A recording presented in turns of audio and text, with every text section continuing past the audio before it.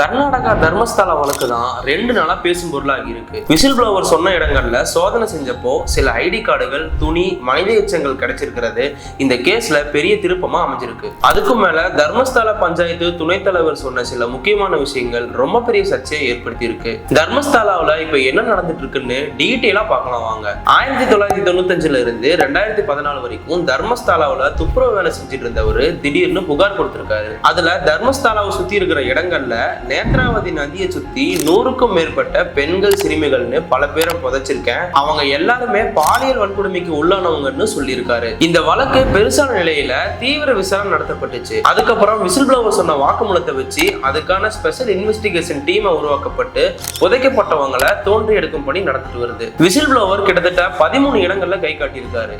அந்த இடங்கள்ல டெய்லி தோண்டுதல் பணி நடந்துட்டு வருது. அடர்ந்த காட்டு பகுதிங்கிறதுனால எந்த ஒரு மிஷினுமே எடுத்துட்டு போக முடியல.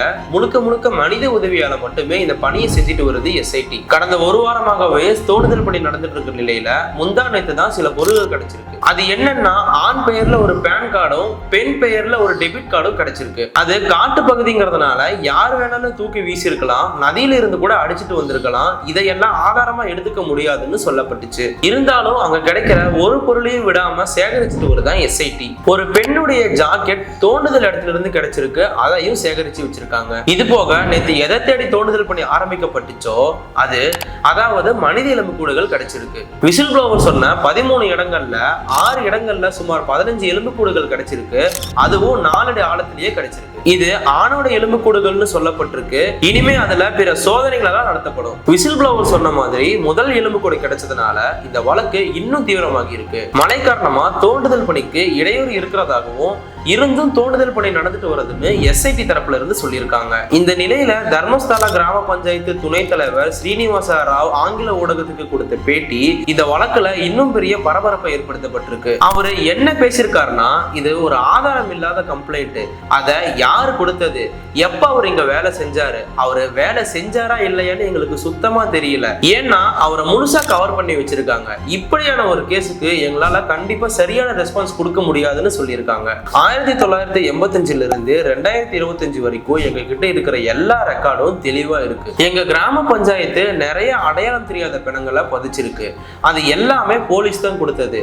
எல்லா பணங்களுமே அன்ஐடென்டிஃபைட் டெட் ரிமைன்ஸ் நம்பரோட தான் வந்தது. அதை நாங்க லோக்கல்ல இருக்க லேபர்ஸை வச்சு புதைச்சோம். இப்போ அந்த கம்ப்ளைண்ட் கொடுத்தவர் கூட புதைச்ச வேலை செஞ்ச ஆட்கள்ல ஒருத்தரா கூட இருக்கலாம். அவருக்கு வெறும் வேலை மட்டுமே தரப்படும். அவருக்கு டாக்குமெண்ட் பத்தியோ பிணங்களோட தகவல் பத்தியோ எந்த கவலையும் இல்லை. குழி தோண்டி புதைச்சிட்டா அவரோட வேலை முடிஞ்சு போச்சு, அவர் கைக்கு காசு வந்துடும். இந்த வேலை எல்லாமே ப்ராப்பரா தான் நடந்துச்சு. இதுல எந்த ஒரு ஒளிவு மறைவும் நடக்கல. 2006 முன்னாடி வரைக்கும் எங்களுக்குன்னு பொதுவா ஒரு கல்லறை இல்லை. அதனால போலீஸ் சொன்ன இடத்துல எதை நாங்க புதைச்சோம். அது தர்மஸ்தலா இடங்களா இல்ல அரசாங்க இடங்களான்னு எங்களுக்கு சரியா தெரியல. இது எல்லாமே போலீஸ் முன்னிலையில தான் நடந்துச்சு. ஆத்துல அடிச்சுட்டு வரப்பட்ட எல்லா அநாத பிணங்களையும் நேத்ராவதி பக்கத்திலேயே புதைச்சிருக்கோம். இது எல்லாத்துக்குமே எங்க கிட்ட ரெக்கார்ட்ஸ் இருக்கு. போலீஸ் போஸ்ட்மார்ட்டம் முடிச்சுட்டு வந்த பிறகுதான் நாங்க அந்த பிணங்களை புதைச்சோம். இறந்ததுக்கான காரணம், இறந்ததுக்கான ரசீது, யூடிஆர் நம்பர்னு எல்லாமே எங்க கிட்ட இருக்கு. அவங்க எப்படி இறந்தாங்க, என்ன ஆச்சுன்னு எங்களுக்கு தெரியாது.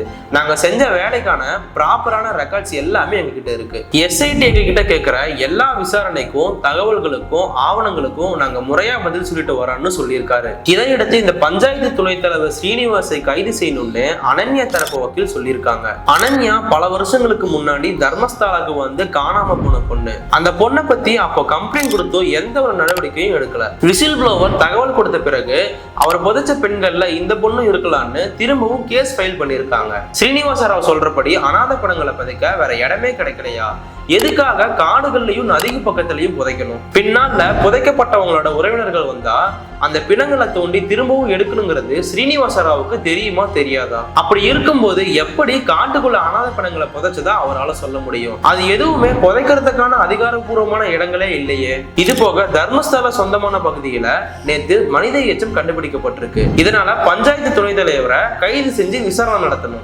ஸ்ரீனிவாச ராவ் நீதியை தடுக்கவும் குற்றச்செயல்களை மறைக்கிற மாதிரியே பேசியிருக்காரு. இந்த விஷயத்தை மூடி மறைச்சதுனால ஸ்ரீனிவாச ராவோட பங்கு இருக்குன்னு நாங்க சந்தேகப்படுறோம். அவர் தனியா தனியா தான் இப்படி பேசுறாரா இல்ல யாராவது சொல்லி கொடுத்து பேசுறாரான்னு தெரியல. இந்த கேஸ் தொடர்பா முக்கியமான தகவல்கள் அவர்கிட்ட இருந்து கிடைக்க வாய்ப்பு இருக்கிறதுனால அவர்கிட்ட தீவிர விசாரணை நடத்தணும். அதே போல தர்மஸ்தாலாவில் இருக்க எல்லா பஞ்சாயத்து நிர்வாகிகள் கிட்டையும் தீவிர விசாரணை தொடங்கணும்னு அந்த வக்கீல் சொல்லியிருக்காரு. இந்த வழக்குல நாளுக்கு நாள் புது புது தகவல்கள் வெளியாறதுனால இது இந்தியாவையே உழுக்கும் ரொம்ப பெரிய கேஸா இருக்குன்னு அஞ்சப்படுது. இதை பத்தின உங்க கருத்தை கமெண்ட்ல சொல்லுங்க. தர்மஸ்தலா விவகாரம் தொடர்பான அடுத்தடுத்த அப்டேட்களை தெரிஞ்சுக்க தெற்கின் குரல் சேனலை சப்ஸ்கிரைப் பண்ணிக்கோங்க.